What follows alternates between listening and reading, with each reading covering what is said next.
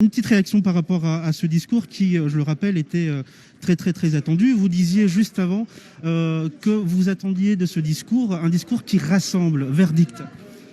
Alors, sur la forme, je regrette que Louis Mapou n'ait pas trouvé le temps, comme c'est l'usage habituel, de soumettre son discours à la collégialité préalablement à cette séance.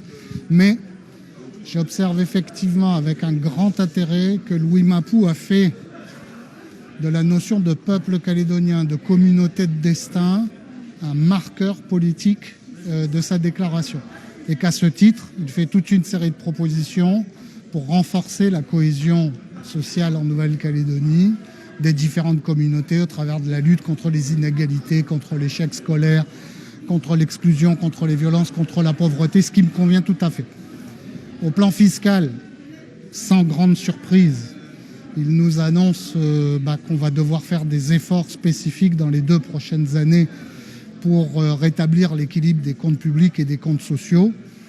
En réalité, il reprend les engagements que Thierry Santa avait pris avant lui au moment où il a contracté le prêt Covid de 28,5 milliards et on jugera sur pièce lorsque ces réformes nous seront prononcées. Enfin, dernier élément, et c'est un élément d'actualité intéressant, j'observe que le président du gouvernement conclut son discours en évoquant la nécessité, je le cite, que pour l'après-accord de Nouméa, il n'y ait pas de gagnant et de perdant, mais qu'il n'y ait qu'un seul gagnant, le pays, la Nouvelle-Calédonie. Et qu'à ce titre, il s'inscrit clairement dans une perspective de discussion, de dialogue, d'échange avec